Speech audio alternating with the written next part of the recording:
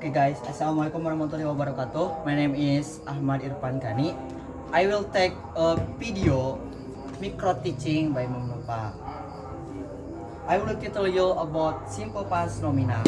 Oke guys, di sini saya akan menjelaskan tentang simple past yang bagian nominalnya ya guys. Jadi simple past itu adalah suatu kejadian yang terjadi di masa lampau atau masa kemarin-kemarin, ke belakang kemarin ya guys. Jadi kalian yang ada kejadian-kejadian yang di masa kemarin itu ya menggunakannya itu adalah pakai tensesnya itu simple past. Oke guys. Karena di sini saya ke bagian yang simple past nominal, jadi saya akan menjelaskan tentang simple past nominal ya. Oke. Di sini ada rumusnya itu adalah subjek was plus were atau were plus anak. Negatifnya subjek was were plus not plus anak. Interrogatifnya was were plus subjek plus anak. Nah, apa yang dimaksud dengan was were? Was were itu adalah kata bantu atau auxiliary ya guys. Nah, apa saja yang menggunakan kata bantu was were? Kita lihat subjeknya ya guys. Di sini kalau misalkan subjeknya I, she, he atau nama tunggal itu atau nama orang yang satu, contohnya Irfan, kita menggunakan auxiliary-nya itu was. Kalau were berarti kita lihat subjeknya itu you, we, they dan nama jamak. Nama jamak itu nama orang yang lebih dari satu, contohnya Irfan dan Farhan gitu. Oke guys, di sini anak kan kalau di verbal kan langsung objek ya. Di sini ada anak. Nah, anak itu kebagi tiga. A-nya itu yang A ini, yang A pertama itu sebagai adjektif, N-nya itu sebagai noun, dan A yang terakhir adalah sebagai adverb. Adjektif itu adalah kata sifat, contohnya seperti marah, angry, handsome, beautiful, smart, lazy, dan lain-lain. Noun itu bisa diartikan juga sebagai profesi, contohnya seperti polisi, police, dokter, sailor, dan lain-lain. Anak yang terakhir, A di sini yang terakhir adalah adverb. Adverb itu kebagi tiga. Adverb of time, of place, dan manner. Of time berarti itu menanyakan waktu. Jadi adverb of time itu menanyakan waktu. Terus yang kedua adalah ada adverb of place. Jadi menanyakan tempat ya guys. Adverb yang menanyakan tempat. Dan yang terakhir adalah manner. Manner itu menanyakan cara, contohnya seperti fastly, slowly, dan lain-lain. Oke.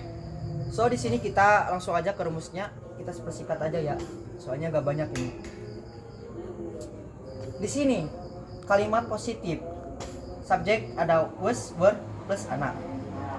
Kalau teman-teman misalkan bingung, kita lihat ya ke rumus simple past yang bagian positifnya ya.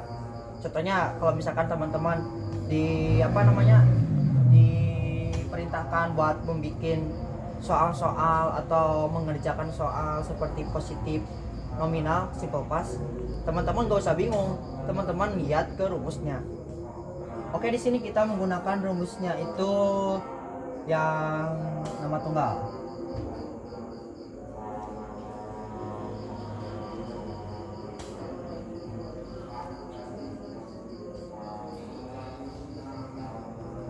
Nah, di sini kita lihat Irfan was lazy.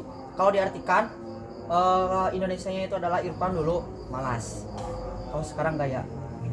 Di sini kita lihat ya. Ini subjeknya Irfan kan. Irfan kan nama tunggal. Nah, nama tunggal berarti auxiliary-nya itu menggunakan was. Soalnya apa? Irfan kan nama tunggal. Berarti pakainya was auxiliary-nya. Terus ini lazy. Nah, lazy itu berarti termasuk ke anak yang adjektif, kata sifat, berarti masuknya ke adjektif ya anak. Oke, mudah-mudahan paham ini guys ya, yang kalimat positif. Irfan sebagai subjek, was sebagai auxiliary, anak sebagai lazy sebagai anak yang masuknya adjektif. Oke, kita next ke yang bagian negatif ya guys. Bagian negatif. Negatifnya contohnya apa ya, tadi udah was They was they were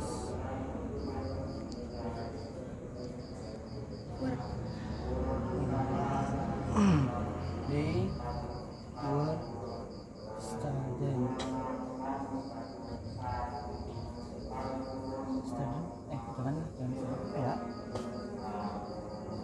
Oh, yang jangan they.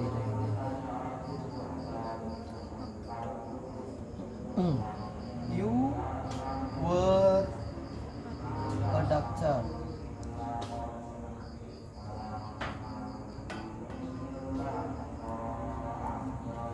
Oke, yang bagian negatifnya ya guys.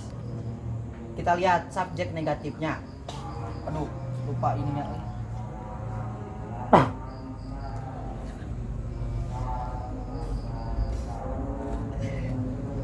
Grogi guys. Nah, kita masuk ke yang bagian negatif ya. Kita lihat di sini you itu kan sebagai subjek negatif ya guys. Subjek negatif, were sebagai auxiliary-nya. Kenapa pakai were? Soalnya di sini subjeknya you, jadi menggunakan were auxiliary-nya. Soalnya subjeknya you. Terus di sini ada not. Terus a doctor itu berarti masuknya ke apa? Ke non profesi ya guys. Nah di sini mungkin teman-teman paham ya. Kalau misalkan teman-teman bingung, kita lihat subjeknya, kita lihat rumusnya ya, rumusnya negatif gitu. Oke, kita lanjut ke yang bagian interrogatif. Interrogatif guys. Nah di sini interrogatif, jadi kalau misalkan interrogatif si auxiliary-nya di depan, baru subjek, baru anak. Jadi kalau interrogatif kan kalimat pertanyaan. Jadi contohnya gini, was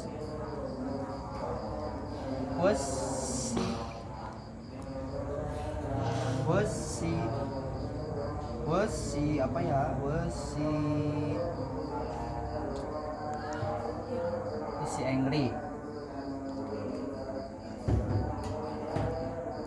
Nah, di sini was-nya itu sebagai auxiliary, subjeknya itu si. Kenapa sih subjeknya? Soalnya di sini si apa? Di sini was-nya itu kan subjeknya si. Jadi menggunakan auxiliary-nya itu adalah was. Terus angry itu masuk ke ana yang bagian adjektif. Jadi kalau diartikan itu adalah apakah dulu dia perempuan marah?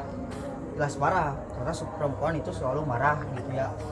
Oke guys, segini aja ya, sekian gitu.